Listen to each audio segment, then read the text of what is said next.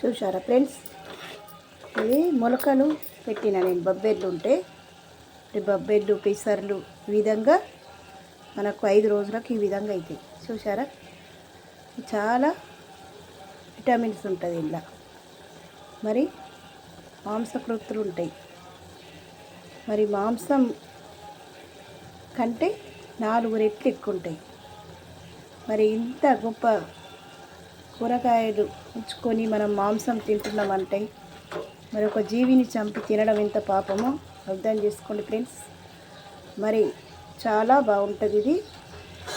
మీరు మాంసం కూరగా ఏమేమి వేసుకుంటారో అవన్నీ వేసుకొని వండుకుంటే చాలా రుచిగా ఉంటుంది. నేను పాలకూర వేసినాను, మరియు ఈ బొబ్బెర్లు మొలకెత్తిన బొబ్బెర్లు. మరి మనము ఈ ఉల్లిపాయ, మనకు తాలింపుకు మనం మాంసం కూరలు ఏమేమి వేసుకుంటాం అవన్నీ వేసుకొని చేసుకోవాలి. ఓకేనా ఫ్రెండ్స్. ఇక పాలకూర పప్పు కూడా ఈ విధంగా వండుకోవాలి, బాగుంటుంది. ఎందుకంటే చాలా బలాన్ని ఇస్తుంది అన్నట్టు. ఇది కందిపప్పు ఫ్రెండ్స్. మరి మనము ఇందులోనే చింతపులుసు వేసుకొని మరి చింతపండు పిసికి కొయ్యాలి. ఎందుకంటే కొందరు రేకులు వస్తే తినరు కదా, ఇట్లా కొద్దిగా చిక్కగా వేసుకుంటే టేస్ట్ చాలా బాగుంటుంది.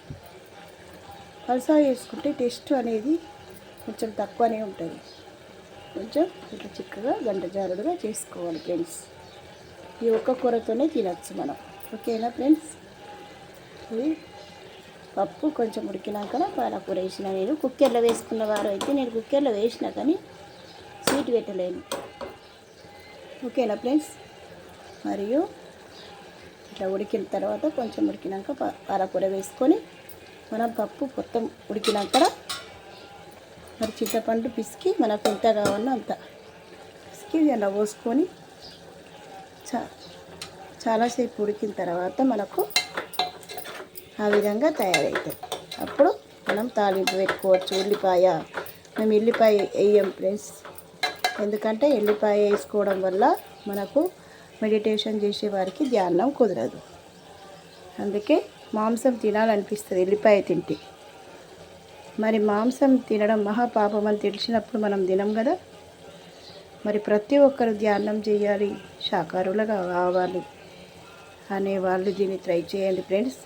మరి మహాపాపం నుంచి దూరం కాగలుగుతాం మాంసం మానేయడం వల్ల. మరి ఈ విధంగా వండుకొని చాలా రుచికరంగా తినండి ఫ్రెండ్స్. ప్రతిరోజు ధ్యానం చేయండి, ఆరోగ్యంగా ఉండండి.